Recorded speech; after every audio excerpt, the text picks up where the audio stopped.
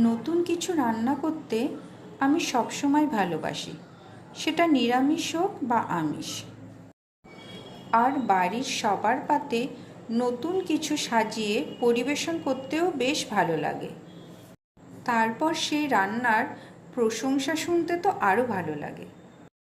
আজ সেরকমই একটা নিরামিষ রান্নার রেসিপি নিয়ে আমি চলে এসেছি, যেটা রান্না করা খুব সহজ আর খুব তাড়াতাড়িও রান্না হয়, আর খেতেও কিন্তু খুব টেস্টি।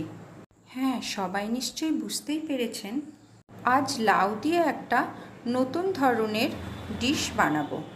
প্রথমেই যেটা করতে হবে সেটা হলো সর্ষে পোস্ত বাটা নেব।